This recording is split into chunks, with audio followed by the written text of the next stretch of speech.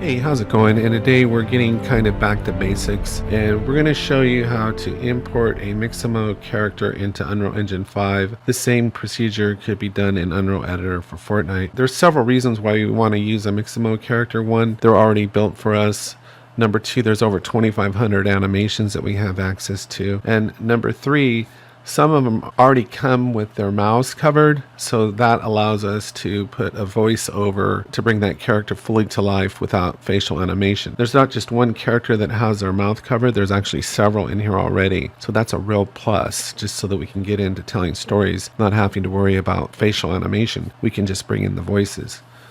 So go ahead and pick a character. There's several to choose from. We've just chosen this one here. What you're going to do is you want the character to be in T-pose. So once this character is selected, once you've found him, search for T-pose. And this is considered an animation, but it's just the character standing there.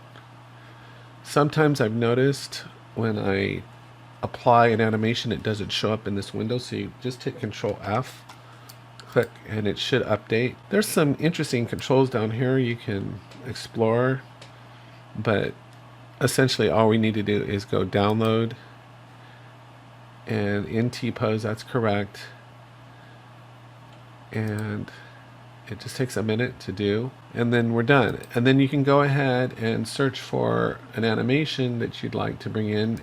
No doubt what you're going to want is an idle animation at some point, so just choose an idle animation here. There's some things to pay attention to over here. Before you export your character from here, make sure that the arms are not clipping with the body, because that's kind of a hassle to set in Unreal Engine. That's kind of a hassle to correct it. So you can correct that with the arm space here. There's not usually too much of a reason to ever trim anything. And then overdrive just speeds up or slows down the animation. So if you feel like you'd like the character to have a slower motion, you drop the overdrive down. If you'd like to speed up the animation, you increase the overdrive. And then we just go download, and we don't want the skin because we already have the mesh. And then I would recommend exporting it at 60 frames per second, because I think that's pretty much the standard that we do for animations. And then we just go download, and it just takes a minute. And then you could download as many animations that you want. Okay. And then I just have to pay attention. I've done this a couple times already today, so I want to make sure I got the names right. So then we're done. So now I'm just in a third person template here. And all we have to do is on the content level, we can create a folder just to keep things organized. Go new folder. And I can just call this Mixamo. Gosh, I hope Mixamo never goes out of business. There's such a great asset to have. What we can do now is just go to add, import to game, and downloads, and I can search for this one. That's the character right there in T-pose, and go open. Now there's a couple things to be aware of here. So we do want to import the skeletal mesh. We do want to import the mesh. We don't need the skeleton. There is no skeleton actually that applies really to him, so this is non-applicable. This will be built when he's imported. Under advanced, we do want to use the T-pose as a reference pose. Everything else is okay here. On animations, we do want to import animation. The T-pose is considered an animation even though it's not moving. Under advanced here, we do want to use the default sample rate, and we do want to snap to closest frame. And that should be all of the things that we need. I don't think anything else. And then we can simply go import all.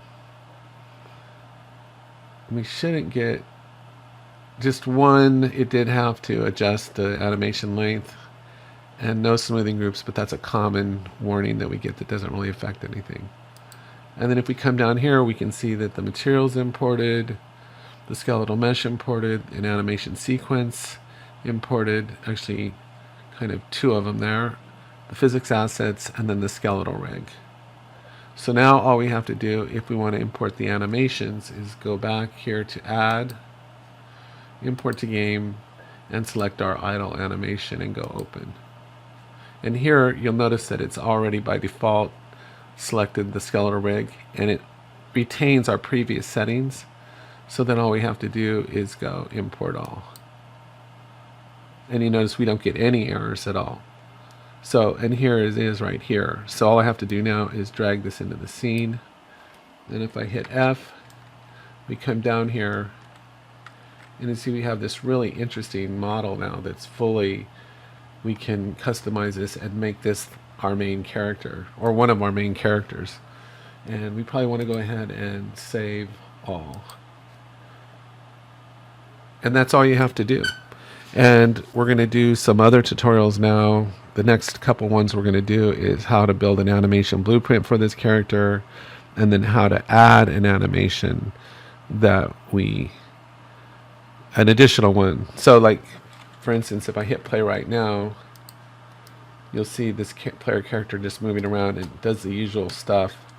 But for the next one, we're not actually building, what we're actually doing here is we're not actually building an RPG game, but what we're trying to do is build a character with animation that we can use to tell a story. So that's the primary focus of this. So we don't necessarily need a jump for the story that we're going to be telling. And if you think about it in real life, if you think about real life, how often do you need to jump in the air like that? How often do you do that? Now, of course, an action character would need to jump a lot, but if you're not having an action character, do you really need that? But how often does a character need to open a door or touch something? So that's more of the behaviors that we're wanting to build into our player character animation. And we'll go over that in the next couple tutorials. So anyway, take care, have a great day, and I'll talk to you next time.